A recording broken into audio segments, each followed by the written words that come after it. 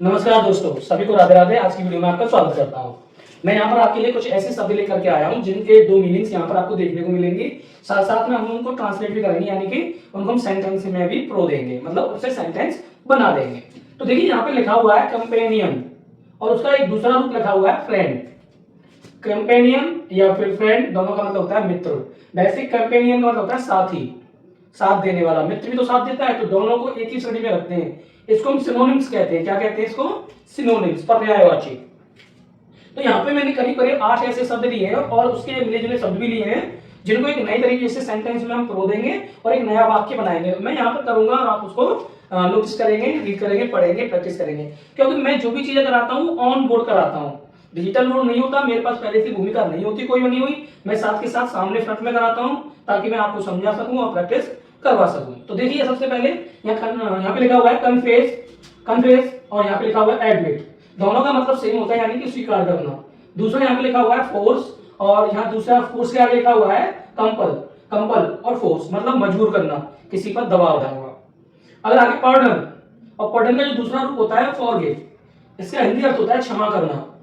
यहाँ पे लिखा हुआ है पीजेंट, पीजेंट का जो दूसरा रूप होता है फार्मर, और फार्मर मीन्स होता है किसान, यानी कि दोनों पीजेंट लगा दो चाहे फार्मर लगा दो। अगला है यहाँ पे क्वाइट और दूसरा लिखा हुआ है स्टिल। दोनों का मतलब होता है शांत होना, मतलब कि क्वाइट ऐसे बोलते हैं ना, शांत हो जाओ। अगला लिखा हुआ है यहाँ पे एनफ, और उसी का एक और रूप मिलता जुलता लिखा हुआ है सुफिशिएंट। दोनों का सेम मतलब होता है पर्याप्त, उचित रूप से। या तो आप पर्याप्त लिख सकते हो या मतलब उचित लिख सकते हो। यहाँ पे लिखा हुआ है लिबर्टी, और लिबर्टी का दूसरा रूप होता है फ्रीडम होता है। अब ये फ्रीडम का मतलब होता है आजादी या फिर स्वतंत्रता। आजादी सबको प्यारी होती है, तो यहाँ पे आप आजादी लिख सकते हो या स्वतंत्रता, स्वतंत्र होना भी लिख सकते हो। तो देखा आपने, मैंने यहाँ 8 ऐसे वर्ड लिखे हैं जो सिनोनिम्स भी हैं, साथ साथ में आज इनको हम सेंटेंस में पिरो देंगे। तो चलिए सेंटेंस शुरू करते हैं। और सबसे पहला जो दिया है कि कंपेनियन और फ्रेंड, इसी को सेंटेंस में पिरो लेते हैं। You are my companion. तो हम यहाँ सेंटेंस लिख देते हैं पहला। तो you are my companion, companion. तो यहां पे मैंने यूज किया कंपेनियन। अब एक न्यू वर्ड आ गया, एक न्यू इंग्लिश आ गई, मतलब हम कह सकते हैं थोड़ा हटके कर रहे हैं। अभी तक आपने यूज किया होगा यहाँ पर फ्रेंड। अगर आप यहाँ फ्रेंड भी यूज करेंगे तो भी ये क्या है, उसी का सेम रूप है। ये हमने यहाँ फ्रेंड को हटा करके कंपेनियन लिख दिया, तो हमारी इंग्लिश थोड़ी जानदार हो गई, शानदार हो गई। तो ऐसे वर्डों के साथ आज हम सेंटेंस बना रहे हैं। तो हमने यहाँ लिखा है यू आर माई कंपेनियन, यानी तुम मेरे साथी हो। इसका मतलब क्या हुआ, तुम मेरे साथी हो। दूसरा कन्फेस, और कन्फेस का दूसरा रूप है एडमिट। अब देखो एडमिट का मतलब और कन्फेस का मतलब होता है स्वीकार करना। तो हम यहाँ पे एक सेंटेंस बना लेंगे, मैं तुम्हारी शर्तों को मानता हूं या स्वीकार करता हूं। तो मैंने यहां लिख दिया मैं तुम्हारी शर्तों को मानता हूं, है ना। तो आई मतलब मैं, अब स्वीकार करता हूं, आई एडमिट। तो एडमिट के लिए हम क्या कर देंगे, confess. I confess your conditions. मैंने यहां एक ऐसी सेंटेंस ले लिया है, मैं तुम्हारी शर्तों को क्या करता हूं, स्वीकार करता हूं। जो भी आप कहोगे मैं वो पूरा कर लूंगा, मान जाऊंगा मतलब। तो यहाँ पे कन्फेस का मतलब क्या है, स्वीकार करना है। अब यहाँ पे आप क्या लिख सकते हो, इसकी जगह पर एडमिट लिख सकते हो। क्या लिख सकते हो, एडमिट। दोनों का सेम मतलब है। तो इंग्लिश में अगर जान डालनी हो, शान डालनी हो, तो आप सबसे पहले क्या सीखें, सिनोनियम सीखें। तो 2 सेंटेंस हो गए। अगला है फोर्स या फिर कंपल, किसी को मजबूर करना, वह मुझे मजबूर करता है। ठीक है, तो हम क्या करेंगे, ही कंपल्स,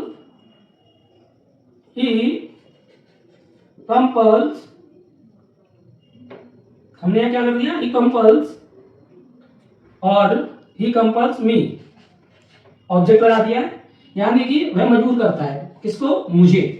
अब यहाँ पे हम कंपल्स ना लगा के फोर्सेस क्या लगा देंगे, फोर्सेस। तो दोनों का मतलब क्या हो गया, सेम। वह मुझ पर प्रेशर डालता है, दबाव डालता है या फिर मजबूर करता है। ही कंपल्स मी, और या ही फोर्सेस मी, ऐसे करके। तो अगला है हमारा पार्डन, और पार्डन का दूसरा रूप होता है फॉरगिव। दोनों का मतलब होता है क्षमा करना। चलो, दे आर पार्डन मी या फिर आई एम पार्डन मी, मुझे माफ करो। आई पार्डन मी,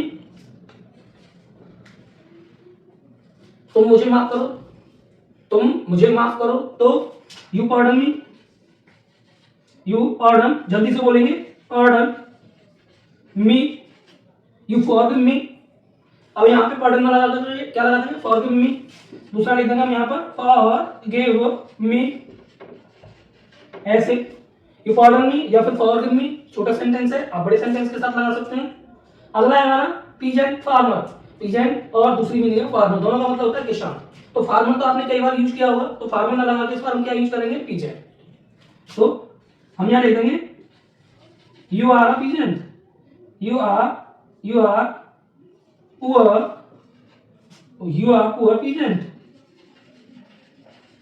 तो एक नयापन लाने के लिए हमने क्या लिख दिया, तुम एक गरीब किसान हो तो पीजेंट लग दिया। अगर आप लगाते हो यहाँ पे you are a poor farmer, तो ये एक शब्द कॉमन शब्द है जो हम डेली पढ़ते आ रहे हैं, रोज पढ़ते आ रहे हैं। इसकी जगह पर आप यूज करिए ना पीजेंट का, तो इंग्लिश और भी अच्छी हो जाएगी। ठीक है। अगला है क्वाइट, और क्वाइट का दूसरा रूप है स्टिल, और दोनों का मतलब होता है शांत। तो हम कैसे करेंगे इसको, हम बोल जैसे हम बोलते हैं शांत हो जाओ, चुप हो जाओ, शोर मत करो, हल्ला मत करो, है ना, ऐसे बोलते हैं ना। तो हम कहेंगे प्लीज कीप क्वाइट। क्या लिखेंगे, हम लिख देंगे यहाँ पर प्लीज कीप क्वाइट। अब क्वाइट तो आपने कई बार लिखा होगा, तो हम यहाँ लिख देंगे प्लीज कीप स्टिल। तो इसकी जगह पर क्या कर देंगे, स्टिल, ऐसे, प्लीज कीप स्टिल या क्वाइट, ऐसे। अगला क्या, एनफ या फिर सफिशिएंट, दोनों में से एक यूज करनी है। दोनों का मतलब होता है पर्याप्त या मतलब उचित, समान रूप से सारी चीजें पर्याप्त है मेरे लिए, 2 रोटियां मेरे लिए पर्याप्त हैं, ऐसे बोलते हैं ना, काफी है। ठीक है। तो दिस फूड इज एनफ, हम क्या कर देंगे, this food is enough for me. तो हमने क्या लिख दिया यहाँ पे, ये खाना क्या है, एनफ, पर्याप्त है, किसके लिए, मेरे लिए।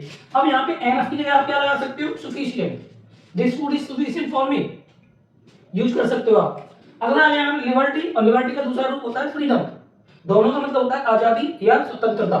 चलो, वी आर लिबर्टी, हम आजाद हैं, या वी आर फ्रीडम, हम स्वतंत्र हैं। तो India is country, India is freedom country. तो हम ये लिख देंगे इंडिया इज अ लिबर्टी